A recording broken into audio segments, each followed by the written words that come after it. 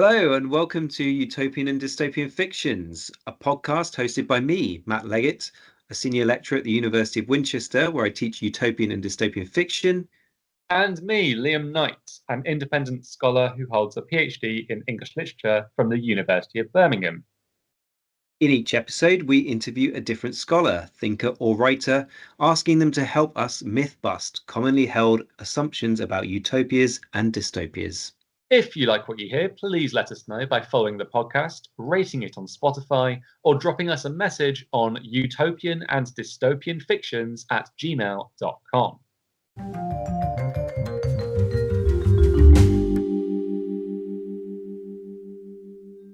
So then, Matt, who do we have in this, our 10th episode? Happy 10th episode. Thanks, Liam. I can't believe we've done 10 of these so far, and that we've still got any listeners at all is some sort of like miracle. But yeah, great. So in this episode, I had the pleasure of interviewing not one, but two guests. Two guests. That's how greedy we've gotten, having done 10 of these. It was Dr. Ruth Houghton, a senior lecturer at Newcastle University, where she teaches in the law school, and Professor Aoife O'Donoghue, who also teaches law, but at Queen's University, Belfast. And I do know the pair of them. We didn't just get two random people together. I met both Ruth and Aoife last year through an online Utopia reading group that they run together. It's a great little group. I think we'll probably put a link in the description to get in contact with them about it if you want to join, because as they say in the interview, more the merrier. Yeah, I thought this would be a great chance on the podcast to acknowledge maybe the interdisciplinarity of utopian studies, and frankly to learn a lot about the connection between utopia and the law, because I didn't really know an awful lot about it myself. And yeah, I really enjoyed chatting to Ruth and Aoife, and I just hope my ignorance in the subject area doesn't seem too evident in the interview. It covered a lot of ground, from early discussions about sort of global constitutionalism to the connection between legal pathways toward change versus utopianism as a kind of form of resistance, the connection between utopia and colonialism, and actually quite a substantial section or discussion of feminist utopias and feminist manifestos, which I thought was kind of an unexpected boon, if you like, because I'd gone into it expecting to talk a lot about utopia and the law, but actually we came out talking a lot about feminist utopias, which I found really interesting. They're really expert on that stuff. And then one of the things we started out with was seeking to challenge the myth that utopianism is a form of, I think Ruth called it, wishful thinking or time wasting or daydreaming. And instead sort of drawing on connections between speculative fiction as thought experiment and the possibility of rethinking law and the law. So, for example, Aoife mentioned attempts to rewrite laws to remove gender entirely from the language and the wording, and to see how the law can be transformed in quite profound ways by doing that. And so in a sense, it's not even necessarily directly about changing and rewriting for the sake of improvement only, because the process itself also helps to highlight existing problems with laws, existing biases as they currently stand. So kind of doing the job of the critical utopia in that sense, I think. And then threading throughout our discussion was a strong focus on feminist utopias with reference to writers like Le Guin, Charlotte Perkins Gilman, but also an exploration of the recent Barbie movies. You can see that our discussion was quite wide ranging there. Naomi Oldman's The Power. And I think this was really interesting because, when it comes to gender, we tend to more readily reach for dystopian fiction. I don't know if that's fair, but maybe it's just something I do, but I often connect it, of course, with The Handmaid's Tale or something like, empowered women through things like The Hunger Games. But, as Ruth and Aoife point out, there's a wealth of utopian fiction that reimagines the world in more equitable ways, or ways that do away with gender altogether. And then, towards the end of the discussion, we sort of moved to a discussion of utopia in the classroom. And as someone who teaches a module, as listeners will know, dedicated to utopian and dystopian fiction, I think I am guilty sometimes of forgetting that most people with an interest in this sort of subject aren't lucky enough to have that kind of vehicle where they can sort of teach these kinds of texts. So it's really interesting to hear how they're embedded often in just single 1 or 2 weeks of a module. And yeah, we actually recently had a comment from Mark Gatto, who I hope I hope I'm pronouncing his name right, but also I hope he doesn't mind us mentioning this. Who teaches several weeks on utopia and dystopia to undergraduate business and management students at Northumbria. And it's really interesting, great, I think, to hear how these texts are finding their way into teaching in all sorts of ways, so that students beyond subjects like literature and media that we're more familiar with are also getting the benefit of their wisdom. And yeah, that's really my summary, I suppose, Liam. What did you sort of take away from the interview, having done the editing? Yeah, well, I guess first of all, thanks, Matt, for doing the interview. Thank you for that summary. I think you capture what was a really quite a broad-ranging sort of interview. And I think it probably has the record for the most texts that were discussed or mentioned in a single interview so far, including some that I've made like a note because they just sound really interesting that I wasn't aware of, like The Old Drift, The Empire of the Senseless, Peach Blossom Paradise. I think those are all texts. I need to Google to now fact check that. No, you're right, because those were texts. Some of them were texts that come up in the reading group that Yeah, we okay. share. I think something that really stuck was this sort of approach to, I've called it, and this is not anything that Ruth or Aoife have said, but this kind of speculative legalistic approach where you're sort of talking about how I think as Ruth was looking at rewriting laws without any reference to gender, and how that can both maybe sort of illuminate or shed light on where further change, progress can be made, but also it highlights, I guess, other injustices still. And I sort of wondered if, going into the recording, I was wondering if it was going to be, about like the law, and legal activity. And I think it was so much more than that, and showed me that legal studies and sort of legal theories are so much more than that. And I know that sounds really silly, but I guess I've just come at it from a complete novice's approach. So, Ruth and Aoife, if you are listening, thank you for showing me that law as a field of study can be quite rich and quite exciting and speculative, and within that there's sort of so much potential. I just really liked that. That was something that really stood out for me.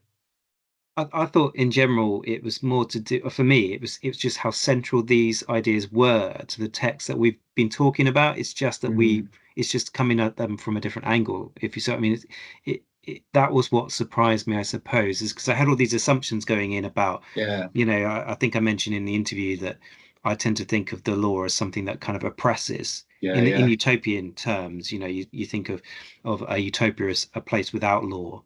I mentioned, I've mentioned several times that we do this sort of experiment in class where I ask students to make their own utopia. And in some iterations of that, students haven't even been able to agree to outlaw murder because they think, well, any law is kind of repressive and is anti-freedom, and so in a true utopia it would be a lawless society. But actually, when you look at literary utopias, yeah, far from it. There's often quite a lot of sort of restraint on that's both a kind of comes from the personalities involved, personal moral restraints, but there are also legal restraints in there as well.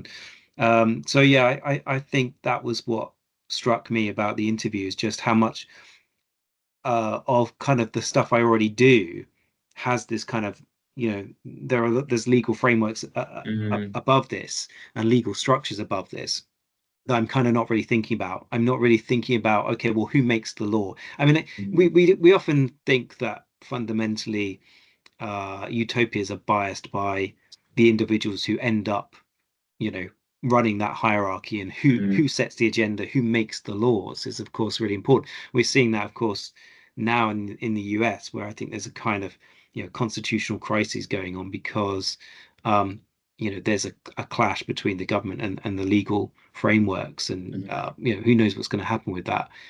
But it is central to what we've been talking about, just we haven't really been mentioning it. I think I teach 1 week on like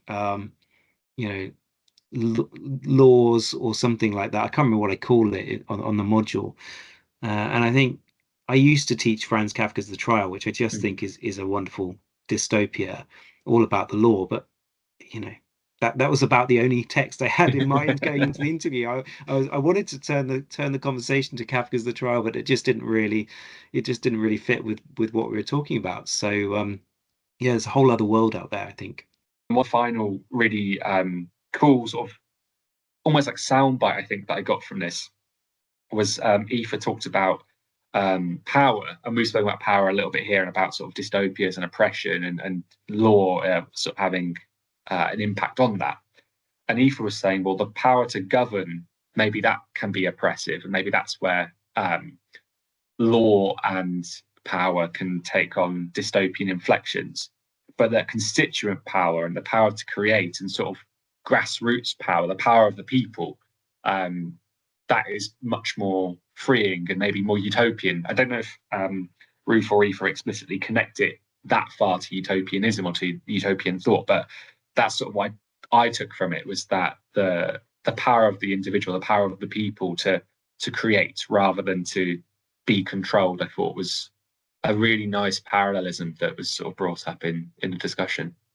And we talked about The Power very briefly, Naomi Ogden's novel, and I think I probably butchered my take on the text. I think they kind of corrected my reading of it, really. Although I was only kind of sort of speculating a possible reading of the text rather than saying it was necessarily my reading of the text. But I think that's where that conversation sort of develops a little bit. And that's a really interesting novel, going back to sort of dystopian fiction, because it again, it's imagining the world, a world in which women are the ones setting the laws, but not not in a straightforward way, in quite a complicated way, because they also have the same characteristics as men in terms of dominant sort of strand. And I said, well, I like to think that women setting the laws would be better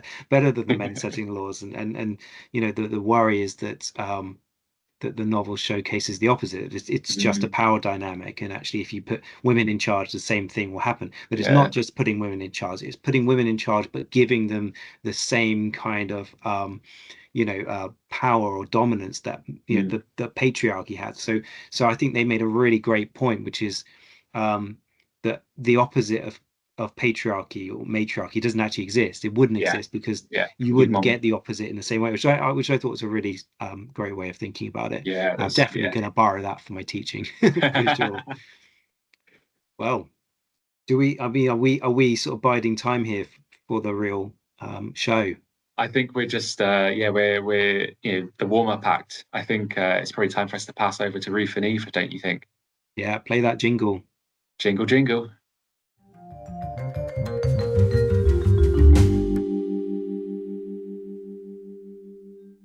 I'm delighted to have Aoife O'Donoghue and Ruth Houghton with us for this interview today. A bit unusual, we're doing two guests, but certainly, I'm sure going to be fine. You will point at each other and tell each other when to go, and there'll be an organisation to this chaos. Can you introduce yourselves to the audience? Hi, I'm Dr. Ruth Houghton. I'm a senior lecturer at Newcastle Law School. In terms of my research, I use law and humanities and very often combine that with feminist perspectives to interrogate ideas of democracy and constitutional change within constitutional theories, and also within the debate on global constitutionalism. Now, when it comes to a question of what is global constitutionalism, well, that's just an academic debate on whether or not there's an emerging constitution for the world, or indeed whether or not there should be one. And in particular, I'm interested in the powers that people have to bring about constitutional change, which we would call in constitutional theory constituent power. And I've used feminist methodologies to reconceptualize ideas of constituent power as well as ideas of sovereignty. So prior to studying law, I actually studied English and history, which I think is probably where my love of using literary texts as alternative sources within legal studies comes from. And in addition to that work, I currently co-organise the AHRC funded network on utopia and failure alongside Professors Davina Cooper and Matthias Thaler. Yeah, and I'm Professor Aoife O'Donoghue, and I'm at Queen's University in Belfast. So generally, I would say my work looks at how law and legal structures prevent states or individuals from acting or not acting. So I look at kind of domestic law, regional law, international law, and the body as well, to sort of think about how structures create or not create ways of being or ways of acting. I use constitutional theory in the work I use. I do with Ruth. Lots of feminist theory, a lot of law, what we call law and humanities work as well.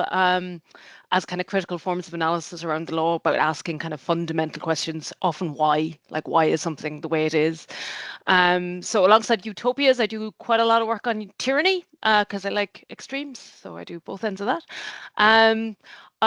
So at the moment, one of the things I'm using utopias for is looking at an all-island project here in Ireland, looking at what a feminist utopia could look like from a constitutional perspective on the island, which is not uncontroversial because talking about the future constitutional status of the island is always a controversial question where I live. Should we take the soundbite that you are keen on tyranny? Is that the takeaway I have, Aoife, for that one? Yeah, and it's now very popular as well, so it's great. Tyranny is the emergingly popular. Yeah. Thanks for that introduction. I'm really looking forward to this because I'm expecting to learn a lot. It's way outside of my kind of field of studies. So I think utopian studies is obviously a very interdisciplinary space, and I think because Liam and I are, primarily sort of literature and sort of media scholars to some extent, we've obviously biased the podcast in that direction, but I'm hoping that you're going to rein us back in from that. And yeah, we've mostly sort of spoken about cultural studies in some form or another. So, but obviously you're both in law, and it seems to me, at least from the outside, it's a little bit unusual, perhaps, that kind of combination of thinking about utopia alongside law, but maybe it's not. Do you find that you're out of step with colleagues, or that you're working on things that are quite abstract by comparison to what they're doing, or maybe not? I guess as a starting point, we have to remember that law and humanities is actually quite a well-established area within law. So that includes, as a starting point, kind of law and literature, and also fields within ideas of jurist literature, and that expanded from there. But of course, you're not wrong, Matt, in the sense that legal scholarship for a long time has rejected utopian studies and ideas of utopia. During the interwar period, constitutional law in particular and liberal approaches to law were often used as the bulwark against kind of authoritarian utopian projects such as Stalinist Russia and Nazi Germany. And so there's been a kind of real hesitancy to turn to utopias within legal studies. And in our work that we do together, Aoife and I, in international law, we've seen that there's a real critique of utopias as being this kind of wishful thinking or time wasting, or at best kind of dangerous distractions that have kind of prevented serious engagement with utopian studies within the fields of constitutional law and international law, which is kind of the fields that we're working within. But then, it's often said that utopias can remove the law. I mean, Thomas More's utopia famously has few laws, but actually there are a few laws, and it's much more about a kind of question of the removal of lawyers and superfluous lawyers. And once we started looking at these utopias and for what they could tell us, or ways in which they reflected on law, it actually opened up a whole plethora of examples. Aoife, I don't know if you want to take it forward from there. And of course, Thomas More famously was a lawyer, man for all seasons, and actually quite a few of the people who wrote in that era were actually lawyers or lawmakers. But so, like, there's lots of sort of even kind of current examples, I think everyone's waiting for Adichie's newest book, but she has short stories about gender reversal and kind of using that speculative work to rethink how the state views gender and how we see gender, or how sort of in critical race theory in the US, you've got Derek Bell was writing in the Harvard Law Review, the thing called the Civil Rights Chronicles, where somebody travels through time back to the Constitutional Convention in 1787 to try to remove slavery and racism from the Constitution at that moment to create a better, a more ideal Constitution. So it's been around, but it also at the moment in law and sort of critical legal theory and in feminism as well, there's a lot of focus on prefiguration. So acting as if. There's kind of two big examples of feminist judgments projects, which we were both involved with, but you rewrite a judgment as if it was a feminist judgment using all the sort of normal legal practices. So it's kind of like as if you could have had this ideal feminist judgment while keeping all the law. So all the law stays the same, but it's this idea of, acting as if, or there's a really interesting gender project at the moment, gender law, where they remove all references to gender from the law, and they see then how the law could act, how it could be, how it would happen, how we would think about it if you just got rid of gender in the law. So there's a lot of that kind of prefigurative as if work that goes on.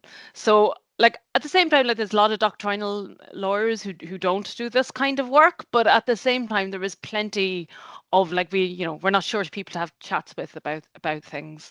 There are pockets, I would say, like international law, like Ruth said, and constitutional law, where but I actually think that's because utopianism is actually very close to what they do, and I think that's the hesitancy. Whereas in other areas, if you're a trust lawyer, you're happy to use like Charles Dickens' Bleak House to talk about trusts because it's a really obvious famous example. So I think there's a kind of there is resistances, but it's certainly kind of present, I think. And in our work, it's super useful because constitutions are a form of creating a world. They create a world. They're creating for that person or the group writing it an ideal country. This is how ideally they're saying the country should work. So there is a sort of innate, like how, and in our work that we're like, how would you do that through a feminist method? Like how would you do what? And then using particularly feminist critical utopias to see how that how women have already done that, how feminists have already done that. So some work I use Amelia Garland Mears' book from 1895 called Mercia, the Astronomer Royal. She's an Irish writer, and it's an amazing, actually, I would say, proto-critical feminist utopia being written in the 1890s, imagining an ideal feminist state. And she not only does the end state but she does the whole process of how they got there and all the legal reforms they had to do. And she wasn't a lawyer, but it's recognizing those claims and seeing what's out there and then using them. And Ruth, do you want to talk about the abolition feminism stuff that we were doing? Yeah, I guess in terms of like what kind of drew us into this particular space then, and how did we turn to feminist utopias? As Aoife's already said, like constitutions can be seen as kind of utopian projects, and in particular global constitutionalism can be seen as a utopian projection, right? This is the idea that we can somehow improve international law through constitutional norms and constitutional ideas. It is the projection of the utopia. If we just do a little bit of tweaking, we can create a better world. And so we kind of considered, well, could we read then other utopias alongside that utopian scholarship of global constitutionalism? And as feminists, as Aoife says, have been using kind of speculative fiction, science fiction, utopian fiction as a form of political theory, as a form of doing feminist theories. So if you think about an alternative starting point for constitutional theory, we could either read political theory written by feminists, or we could read their science fiction texts. And so that is what we chose to do.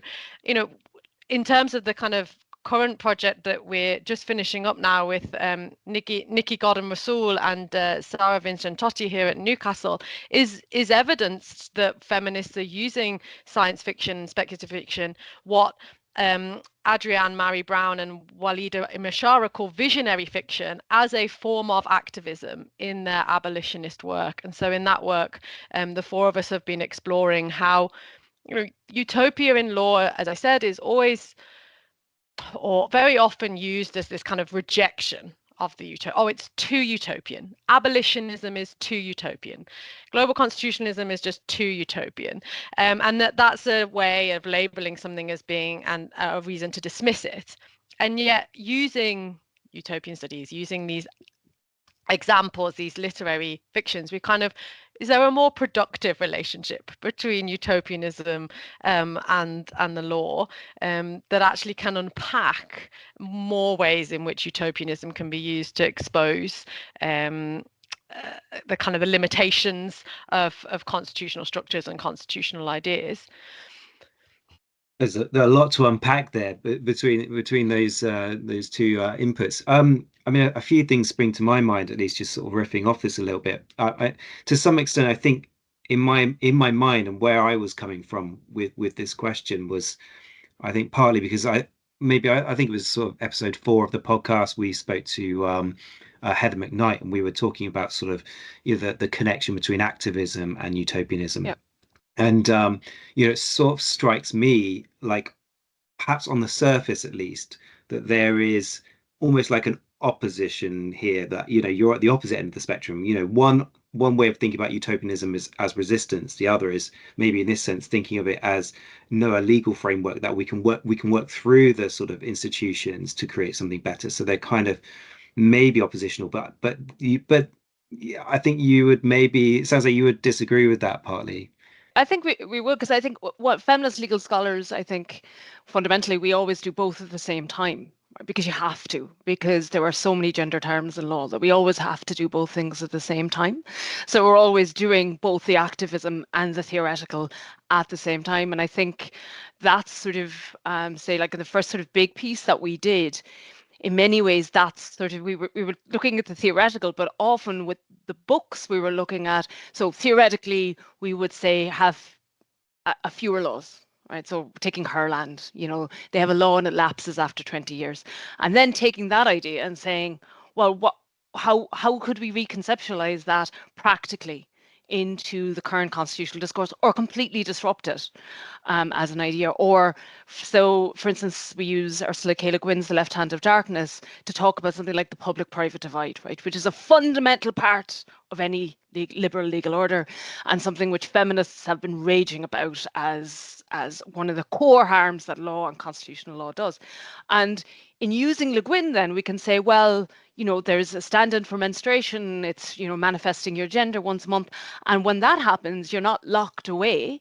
The state provides a place for you to go. The state provides, everyone comes together communally. It's not hidden. It's not something that somebody has to kind of cover. You're not taxed in the way that, say, period products are taxed for. So in a way that we can say, well, if we wanted to get rid of the public-private divide in a feminist constitutionalism, theoretically, we can look to see, well, what would the alternative be? And that would say be something like where menstruation periods are not something that are, for a long time, it was a way to say that women couldn't carry out many professions, right? Because we were, and still is, we go crazy once a month.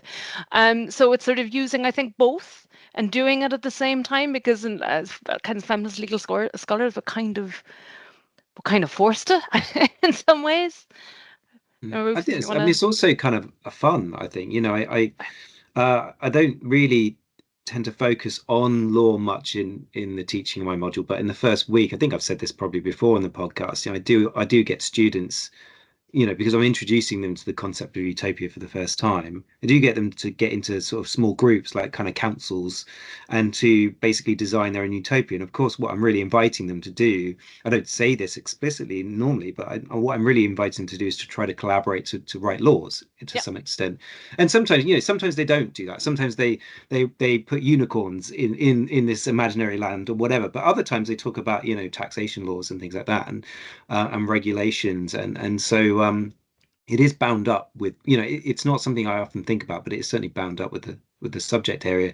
And you mentioned Thomas More, of course. I seem to remember that there's a an introductory letter by Peter Gillies in the first edition, where he essentially talks about the way in which More advances Plato's ideas, and one of the ways he does that is by imagining it through laws and through, I think, men is the term he uses, but people. He sort of imagines how this would affect people directly, but he also is imagining laws as well. So yeah, he as you say, he rejects lawyers as fundamentally they are a problem in utopia, but he's not averse to setting laws of some description, and that erases that sort of distinction between moral laws and sort of as you say, sort of constitutional laws as well. So even if we think about utopia as a place that may or may not have constitutional laws, it always at least has some sort of moral law that governs it. Yeah.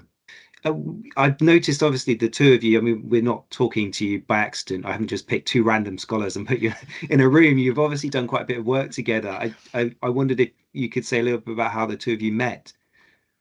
Yeah, so we met a long time ago now, it would seem, back when I was doing my PhD on democracy and global constitutionalism under Aoife's supervision at Durham University. And when I got to the end of my PhD studies, we kind of reflected on what we might want to explore together. And one of the things that had been cropping up in my reading had been the odd feminist critique along the way, whether or not that was a kind of feminist theory of democracy or feminist theories and of critiquing deliberative democracy in particular. And so we thought, well, what we'd really quite like to explore then is there a feminist critique of global constitutionalism, and what would that feminist critique look like? And we found that up to that point, an emerging and debate in feminist constitutionalism literature had kind of focused on the work that needed to be done in contemporary constitutions, right? How do we protect women's rights in constitutions, whether or not that's through gender equality clauses or women's rights protections? And there was also a focus on women as constitutional actors. So the kind of participatory turn is how they would call it, thinking about women either as constituent power holders, lobbying for constitutional change, or as constitutional judges and reflecting on the gender parity within constitutional courts. And we really wanted to consider, well, what does it mean to bring feminist theory to the idea of constitutionalism? If constitutionalism is going to be feminist, what does democracy, separation of powers, rule of law, constituent power mean and do through feminist lenses? And so drawing on various bodies of feminist scholarship, be that comparative constitutional law or indeed feminist approaches to international law, we somehow managed to come up with a 7-point feminist manifesto for global constitutionalism, our 7 demands for what a feminist approach to global constitutionalism should be. So that was number 1, women needed to be active agenda setters. 2, women needed to be co-authors of global constitutions. Women should have substantive participation in the living constitution, so not just in writing the original, but then in thinking through how it would be interpreted and applied going forwards. We included both a right of rejection and a right of revolt that women would have, so that they could reject the kind of draft constitutional order, but also in the right to revolt, this idea of drawing on Girac's theory of the revolt being something that enables the reconstruction, if you like, of the very constituency, that the revolt actually allows you to reject the initial notions of kind of what the constituency looked like and was manifest. So in addition, abandoning that idealized citizen who participates both as the constituent power holder and the constituted power holder. And then if we were really working within global constitutionalism, then we needed to necessitate a move beyond that Eurocentrism that had defined global constitutionalism to date. And I guess having written that manifesto as just our radical demand for a new way in which the scholarship should go forward, that opened up this kind of, shall we say, can of worms as to the relationship between manifestos and constitutions, and between manifestos, utopian thinking, and global constitutional scholarship.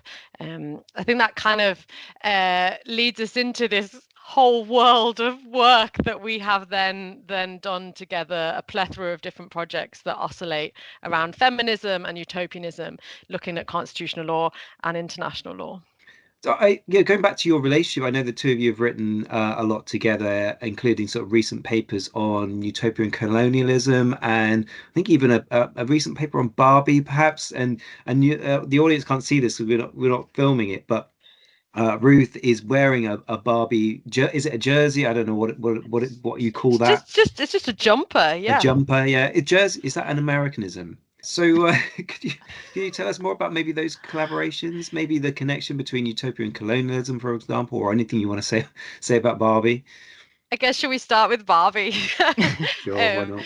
So the Barbie film is of Barbie land in the film is often depicted as being this feminist utopia, which I guess drew us to kind of interrogate the extent to which it could be said to be a feminist utopia, given the kind of work that we were doing on feminist utopias and constitutions. And so the work that came out of that is a collaboration with me and Aoife and Colin Murray from Newcastle Law School. And what we do is kind of interrogate the theories of constitutional change that actually emerge from that film. So it is a spoiler, but halfway through the film, there is a moment of potential constitutional change in which the Kens try to overthrow the constitution of Barbie land, and the Barbies have to try and save the constitution. And what we did is we took 3 different perspectives to kind of interrogate what underpinning theory of constitutionalism is actually informing that film. And what kind of emerges is a very sort of small c conservative idea of constitutionalism and constitutional change. And so to say that this is a feminist utopia is actually quite limited. One of the best lines in the article, and it was such a fun article to write, is like, what's the sequel gonna be? So drawing on Aoife's work around tyranny, who really were the tyrants? Were Barbie the tyrants because they were suppressing the Kens, or is it really Mattel? And therefore we're all waiting for the sequel to Barbie that will be the overthrowing of Mattel as the kind of the proper feminist utopian version of Barbie. What about colonialism? Well, I mean, international law, which is sort of like kind of where we both started, so that's like fundamentally an imperial discourse. International law was created to facilitate imperialism and colonialism, and that's not even that controversial, really, I think, to say. But in the emergence of international law, you see a huge amount of utopias. So obviously Thomas More, his brother was involved in he was like minding the brother's estate, brother-in-law's estate, while he went off under a charter to bits of now Canada. But I mean, a very obvious thing is the start of More's utopia, where the indigenous population are wiped out, which is very much what's happening. So we looked at More's utopia, we looked at Bacon's New Atlantis, Henry Neville's The Isle of Pines. What's interesting also, obviously, More was Lord Chancellor, but also so was Bacon, also a lawyer. Henry Neville was in the House of Parliament. Like, they're all very much involved in governance. So it's not, you don't have to connect too many dots, frankly, from a legal point to go, these are books about law. And the piece we've written, the big piece we wrote in this, very much focuses on Australia. Because what's interesting about Australia, or Australis Terra Incognita, is that it was there on maps before the Europeans got there. So because the Greeks had said it existed. So there's sort of this imagined land that turned out to be real, that there was this huge amount of imprinting utopias upon before Europe gets there. So there's already a kind of a utopian blueprint, and the kind of very traditional blueprint idea about what you would do with the indigenous population, about how you would treat them, how you would see the land. And one of the kind of core ways in which imperialism and international law works is by claiming terra nullius, no land. Nobody owns the land, nobody's doing anything productive with the land. And if that's the case, you can take over the land. And you see this over and over again in these utopias, is the creation of an empty space or no space, even while acknowledging there are people there. So Moore's Utopia, there is an acknowledgement that there were people there. And when he's saying, oh, we need room to expand, it is acknowledging there are people there where we're moving to it, but we're creating a no place. And that is pretty much what international law does as well. It constructs a no place or an imagined place. So, the frontis that you often see of Moore's Utopia has a map of utopia that people can recognize, and that process of mapping is really important in law as well, of contouring. So you can divide it up. You map so you can build fences and draw lines and divide it up. So that's sort of, but also around slavery, so and the treatment of the indigenous population. So in Francis Bacon's Bensalem, which is, he really didn't like women, just at a very basic level there, but that sort of idea of a racialized hierarchy in the Pacific, where the indigenous population have taken European ideas and developed a form of civilized, not fully civilized society, a semi-civilized society in comparison to what's in, at the time, already discovered Americas. So you have in international law, you have civilized, you've semi-civilized, and you've barbarians, and that was in the law, right? That was literally the language of the 19th century and 1800s, and talking about how you can, because they're semi-civilized or barbarians, we can take over and we can educate them. Mill talks about this quite a lot, the sort of civilizational discourse, and you find that very much in those texts. So it was about seeing all those connections, that creation of empty space, racialized bodies, hierarchy of civilizations, and those processes of education across those texts.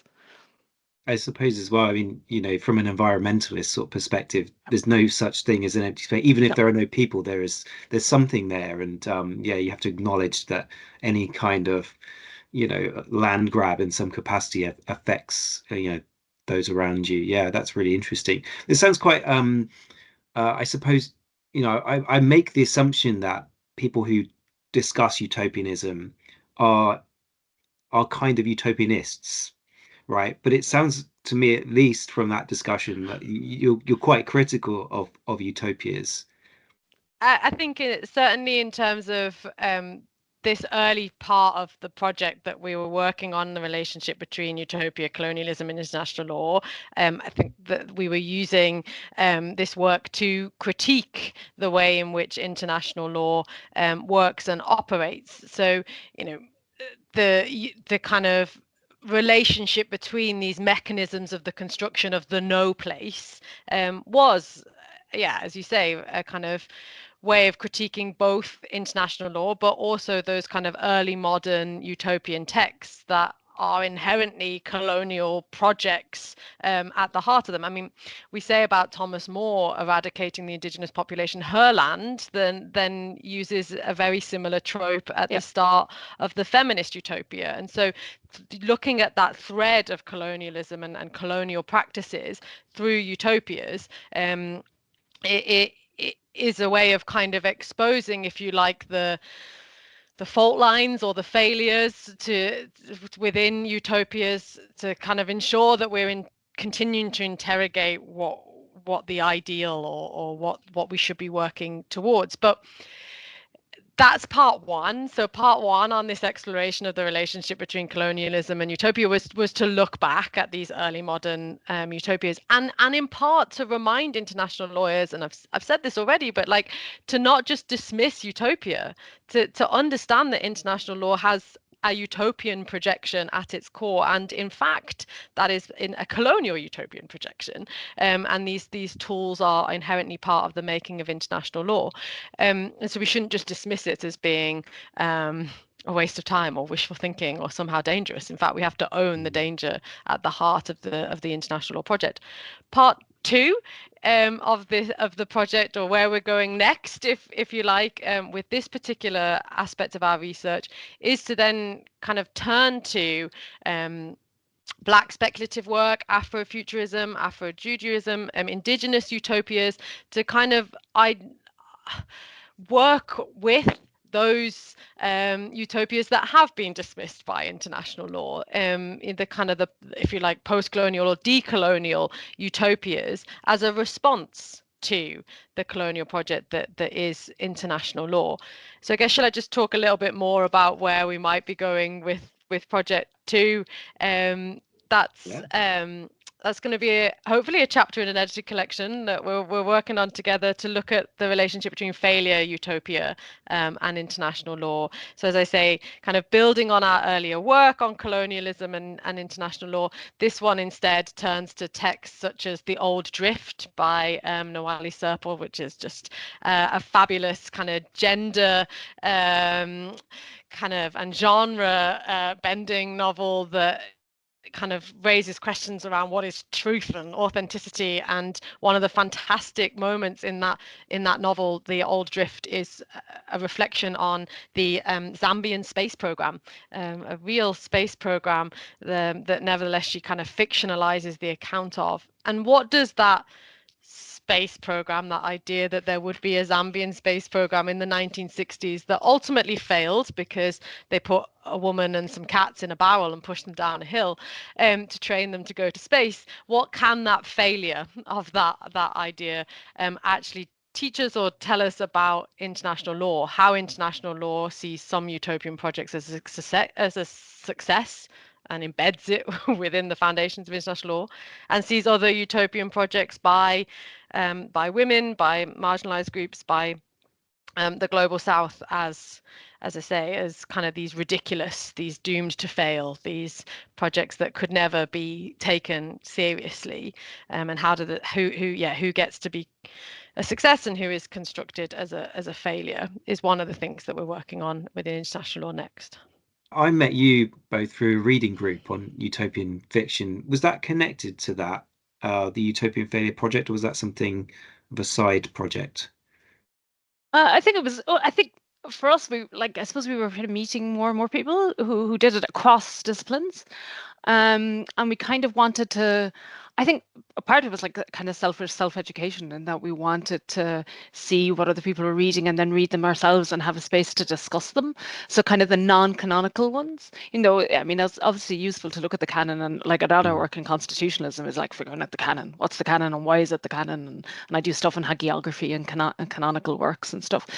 But sort of looking at those, and I think for us that was sort of where it was sort of like we wanted to create that kind of, to have those interdisciplinary discussions, much like you're doing here, having those discussions across disciplines, and then having the sort of discussions like the non-typical utopias. So I kind of had 3 series. There's the Green Utopias, that was Unbowed, which was a great one actually, because it was it's Wangari Maathai, so it was non-fiction. It was her biography, and that was really wonderful. The Dispossessed and the Parable of the Sower, and then we did Ambiguous Utopias, which is The Giver, and some episodes of Star Trek. I'm a big Star Trek fan, and Geffe's Peach Blossom Paradise, and that's a great. The Geffe one is a great one of somebody I wouldn't have read that, I think, without and I got huge amounts from it. And then the last one was more feminist one, so it was Padmara, so Rokeya Hussein's, kind of one of the very first ones. Empire of the Senseless, which was a difficult read for anyone who hasn't read it, but like worth going to. And of course, Matthew Didio one, The Memory Police. So I think like it was slightly selfish, but like really lovely, I think, in lots of ways. And we can give a plug. We have another series coming up that follow us on social media, and you can, or send us an email. You can. I was going to say we'll add in the description of the podcast a link if anyone wants to join the group. More the merrier. Mm-hmm. Yeah, 100%. Yeah, I realized that I've skipped one of my questions, so I'm going to go back to it briefly. And that was how does Utopia work in the classroom for you both? How do you find it intersects with the teaching you do? If I'm assuming that you sort of embed this in modules which aren't really strictly speaking about Utopia at all. Mm-hmm. Or we kind of do it in lots of different ways, and kind of in practical research bits of projects as well. So I was very briefly at Queen, so I teach a course called Gender in the Law, and I use it as part of a process because at the end I want them to write feminist constitutions. So I start with feminist judgments, those rewriting, because that's both hard for them, but something they're a bit more comfortable with. The idea of them writing, some of them would like to be judges when they grow up, so that's not. And then get them to write manifestos, and then using kind of the stuff our work on manifestos, and then move them into that utopian space. And I use dystopias there too to get them to sort of kind of think that through. So that's a whole kind of third of the course where I do that. But I also I use legal theory. Now every legal theory course looks completely different, right? Because it can be on everything. It could be natural law, feminism, critical theory. You could do Foucault day one and Plato the next, sort of thing. But I use it. I talk to them about law and humanities and law and literature, and I talk them through the ways in which I use this quote a lot from China Miéville, who's an international lawyer and a science fiction writer. But he in an introduction to Moore's Utopia, he writes that we all live in a utopia. It's just somebody else's. So I get them then to think about that in the way that we conceptualize the theory of why we have law, why we obey the law. Yeah, I mean, I was just thinking about, I often find that when I end up talking about law or the law in some capacity, it's often in relation to dystopia rather than utopia. I don't know, we tend to think of laws as dystopian, as these things that control us. I'm thinking about, of course, things like 1984, but almost certainly most famously Franz Kafka's The Trial, which is the quintessential distillation of kind of tyranny in the form of the law, I suppose. So did you encounter that in the class? Do you encounter this sort of idea that legal structures are fundamentally dystopian? I guess that's one of the things that's been coming through as a theme actually from the reading group, and then kind of thinking through in the classroom. But sometimes with the text that we've been reading in the online Utopias reading group, it's quite hard to identify the utopian.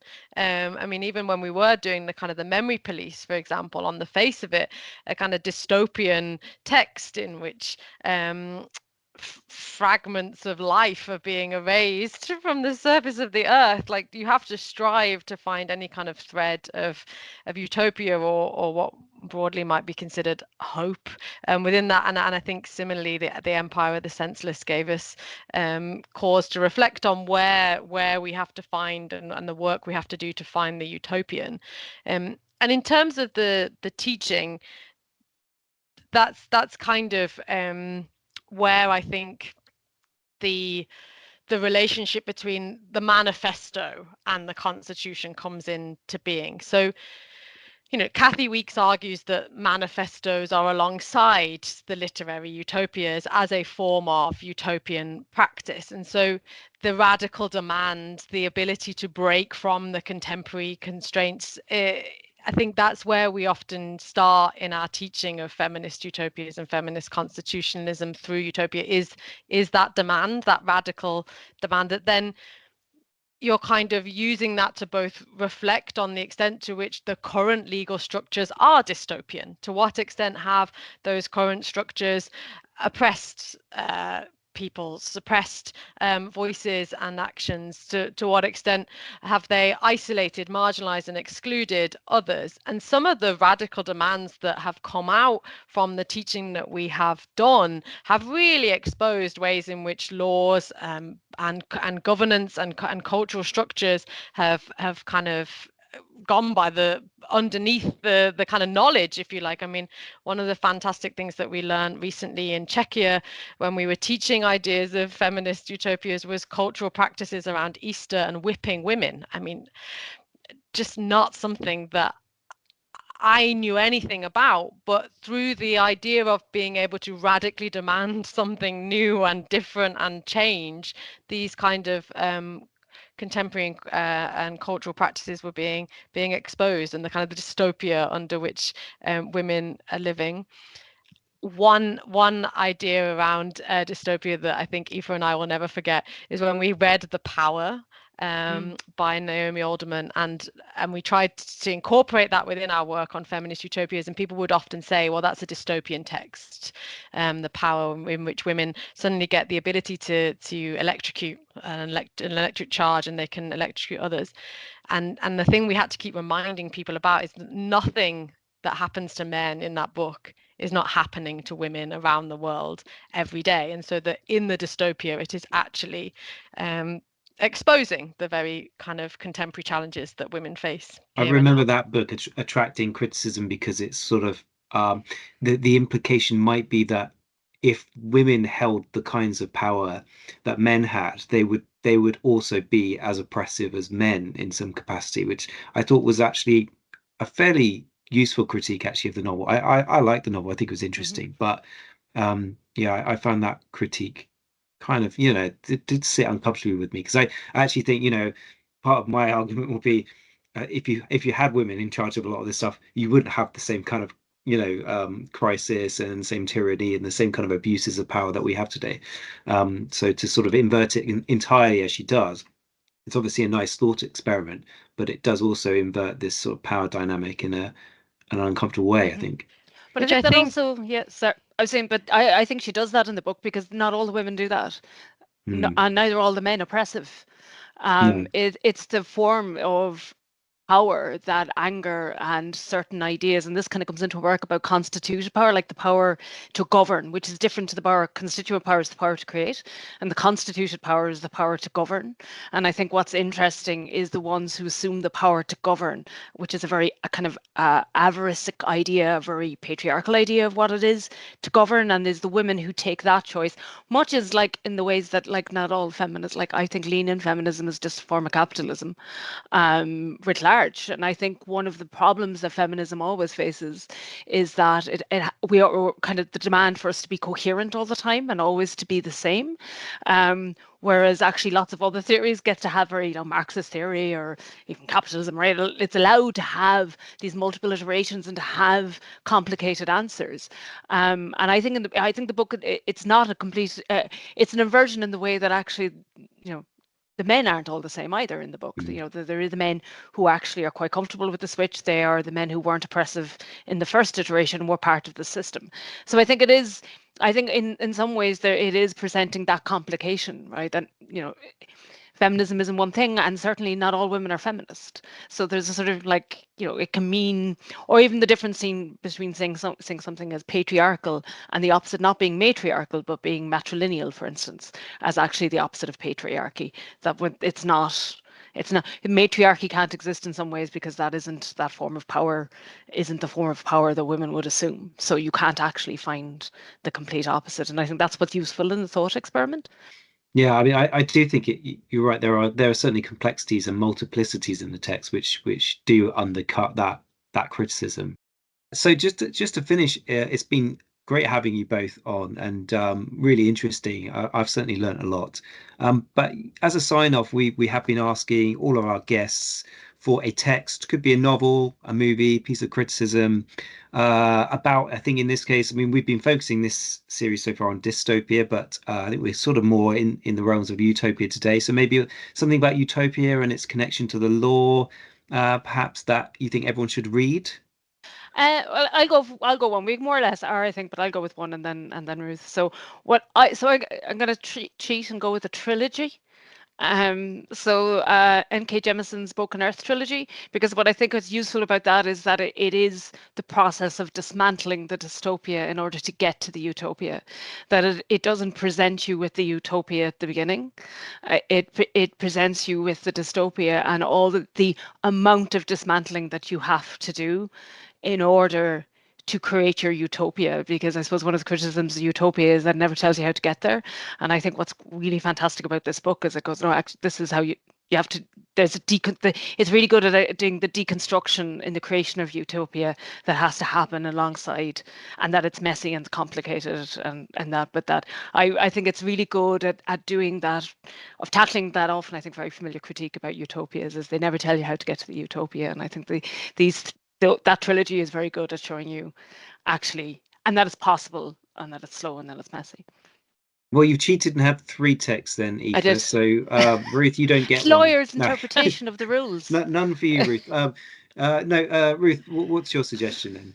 Well, I guess I can kind of cheat slightly then and kind of back up onto what you were You're just saying we're there, supposed to be Matt. about laws here, and you're Yeah, breaking and all these laws. Left, that's why right, and we're good at centre. breaking it. That's Yeah. why we're lawyers, Finding so the we're loophole. finding the loopholes. Yeah. Well, you've already mentioned a related text to the one I was going to suggest, which is N.K. Jameson's The Ones Who Stay and Fight, as being a reply to Ursula K. Le Guin's The Ones Who Walk Away from Omelas. So that would probably be my suggestion, The Ones Who Walk Away from Omelas. It's one a short story that comes up in so much of our work, and in particular that relationship with N.K. Jameson's reply. This idea that both of those texts have at their core some kind of failure, some kind of fault line that opens up the critical utopia, that opens up the need to continually interrogate. It makes that utopia iterative in a way that, as we flagged in the podcast episode today, law very often as constitutional structures is not read as being wholly iterative. It is rather entrenched, and those oppressions and exclusions become entrenched. And instead, I think what reading Le Guin can help us to do is to take stock, to take a moment to interrogate the harms that do sit at the core of our constitutional or international law projects, which we've done in a very fun podcast in which we read across 3 different types of omelas, but also to then, yeah. Hopefully we can link to that as well if you send us a link, and Liam will put a link in there. Will do. And again, the way in which Le Guin short story also potentially links up with some of her other work, such as The Dispossessed and The Day Before the Revolution. That's been really productive for us in terms of thinking through reconceptualizing ideas of constituent power, how these 3 texts might work together to show ways of rejecting a constitutional order, walking away, refusing, and removing yourself from that constitutional structure as an act of constituent power. But then how the effects, if you like, are witnessed and read across her other texts. So not just because it's an amazing short story, but also because of the ways in which it connects across lots of different texts is why I would suggest that short story.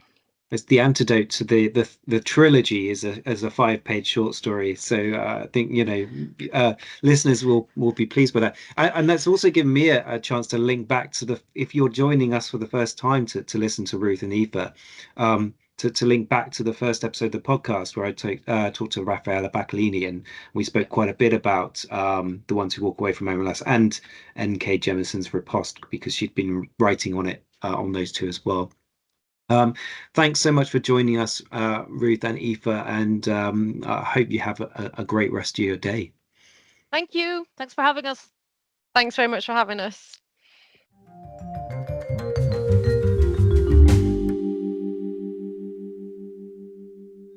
Thank you to Ruth and Aoife for such an illuminating chat.